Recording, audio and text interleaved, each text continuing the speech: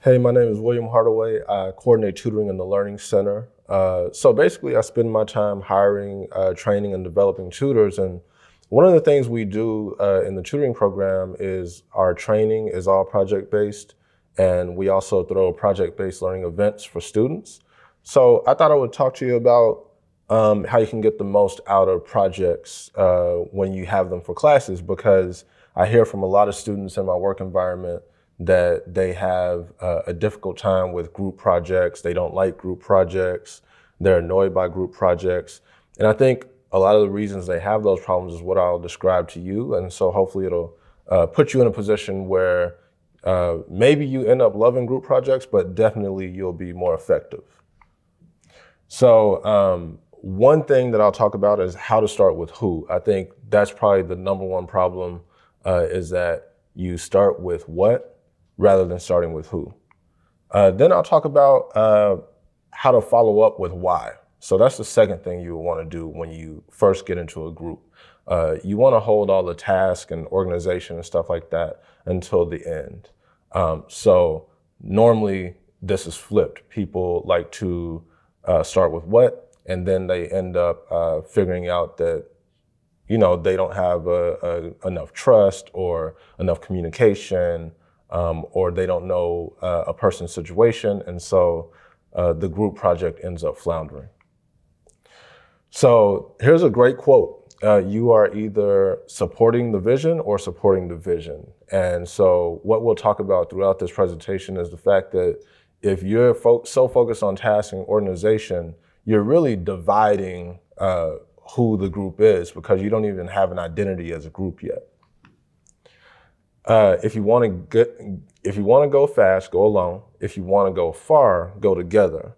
So the power of groups, and the reason why it always rubs me the wrong way when students say they don't like them is because that's what we'll be spending most of our lives doing, is working in community, working in coalition. And it's super important to get those skills in college. And Fresno State and the professors are providing you a great opportunity whenever you get a group project.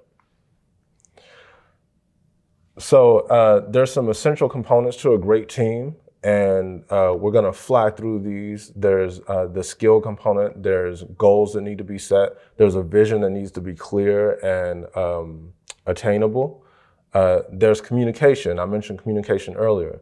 You need to decide how you want to communicate. And I think in the information age, it's easier than ever to figure out effective communication that works for everybody. Creativity. A lot of people are scared to start because they don't feel they're creative or they don't feel they have the ideas. And so what ends up happening is that you procrastinate to the point where you have to be creative at the last minute, but it's under stress and it's under anxiety. Research is an essential component. This is also where you'll form your team, but that doesn't mean that you can't bring somebody else into the fold.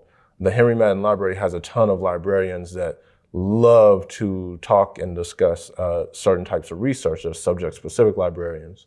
So rather than the team kind of coming up with ideas out of nowhere, connecting with the librarian and collaborating with them as a team is super effective. Collaboration within the team is really built on the trust of knowing who everybody is, what their challenges are, which we'll talk about in a bit. And then leadership. So leadership is not positional. Leadership is something that is, for a team like this, is something that can happen in a moment. Somebody took a leadership role when it came to scheduling our meetings, or somebody took a leadership role when it came to this certain section of our presentation because they were an expert and they had real life experience with it. So focusing on tasks will lead to failure, and I'll show you why. So most times when a group is formed, let's say your professor gives you a group of 4. What ends up happening, if it happens at all in that first few moments, is a conversation starts to happen about what. So what do we have to do? And then it starts getting broken down into tasks. What do we have to do? Who's going to do it? When are we going to do it?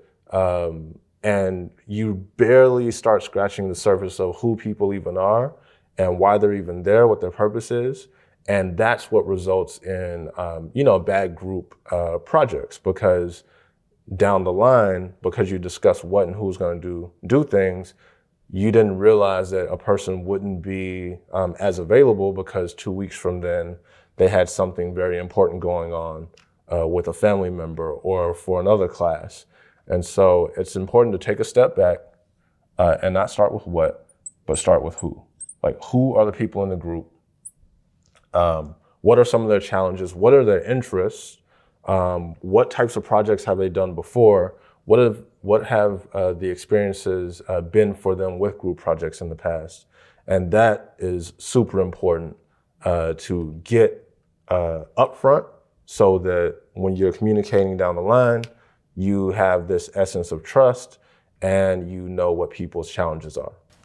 So focusing on tasks does lead to failure. And here's what's happening when you put a group together. So trust is an essential component. And then you have the planning and establishment of goals. All this cannot happen effectively if you don't know who the people are, what their purpose is with the project, past experiences they've had, and then understanding the strengths and weaknesses of each person is vital. Their interest in this topic, because you might have a resource that you don't even realize. There may be a person that has practical, real world experience with the topic that the group is covering in the project. And then it's understanding the challenges that people have at that moment, whether it be challenges with schedule, challenges with content, so that you can offer help at the beginning or offer some resources to help them get up to speed. And I think if you do a lot of these things that we talked about in this presentation, you will be more effective with group projects and you will end up enjoying them.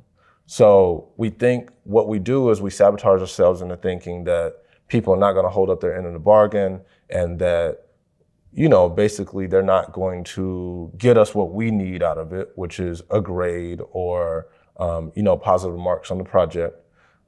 We instead need to focus on who the people are, establish an identity for the group, and then we can have some success.